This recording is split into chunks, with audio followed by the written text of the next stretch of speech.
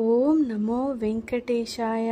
నైవేద్యమిచ్చి స్వామి మెడలో పెద్ద తులసి మాలమాల వేసి పచ్చకర్పూరపు హారతినిచ్చి సాష్టాంగపడి నమస్కరించేది శ్రీపాదములే గతి అని. రహస్య నృసింహబిలం. ఇలా వేంగమాంబకు క్రమంగా యోగంలో అష్టమహాసిద్ధులు కలిగాయి. ఇక్కడ మహాశ్చర్యమేమిటంటే ఈనాటికి తిరుమల గర్భాలయంలోకి రహస్యంగా చేరుకునే సొరంగ మార్గం ఉందని ఏ ఆలయ అధికారులు అర్చకులు తెలుసుకొనలేని దేవరహస్యము ఒక వరాహ పురాణంలో మాత్రమే దీని రహస్యం ఇలా చెప్పబడింది. తొండమానుడు శ్రీనివాస ప్రభువును స్వర్ణకమలములతో అర్చించి స్వామికి నైవేద్యమివ్వగా శ్రీనివాసుడు సంతృప్తిపడి, ఓ తొండమానుడా, నీకు అత్యావశ్యకంగా నన్ను దర్శించుకోవలసిన అవసరం కలిగినప్పుడు నీకొక రహస్యమైన సొరంగ మార్గం బిలం లాంటిది చూపిస్తాను. ఈ నృసింహ బిలం ద్వారా భూగర్భం నుంచి ప్రయాణించి గర్భాలయం చేరుకొని నన్ను ప్రార్థించవచ్చు.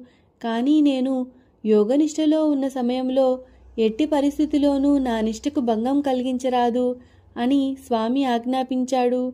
తొండమానుని రాజ్యంలో ఉపద్రవం కలిగినప్పుడు హుటాహుటిన ఈ నరసింహబిలం సొరంగ మార్గంలోనే ప్రయాణించి శ్రీవారిని గర్భాలయంలోనే దర్శించాడు.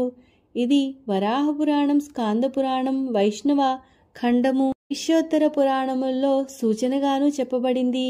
కానీ చాలామంది బుద్ధిమాంద్యం చేత ఈ దేవరహస్యాన్ని గ్రహించలేరు. అసలు నరసింహబిలం ఒకటి ఉన్నదని కూడా చాలామందికి ఇప్పటికీ తెలియదు.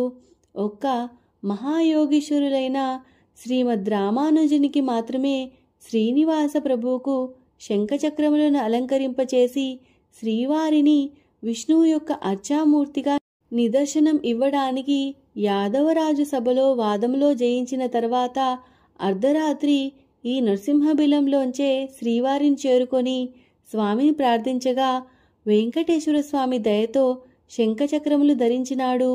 ఈ శంఖచక్రములను ఎప్పుడూ తీయరు. కనీసం శుక్రవారం నాడు అభిషేక సమయంలో కూడా మిగతా ఆభరణములన్నీ తీసివేస్తారు, కిరీటము, పచ్చకర్పూరములతో సహా. కానీ ఈ శంఖచక్రాలు మాత్రం తీయరు. ఇవి రామానుజుల ప్రార్థనతో శ్రీవారు స్వయంగా ధరించినవి కనుక. ఇలా ఉండగా ఒక రోజున శ్రీవారి ఆలయానికి ఉత్తర మాడవీధిలో ఉంటున్న వెంగమాంబ శ్రీనివాస ప్రభువు రథోత్సవం తిరుమల వీధులు ప్రదక్షిణం చేస్తూ తన కుటీరం వద్దకు రాగా పరమభక్తితో తన్మయురాలై పచ్చక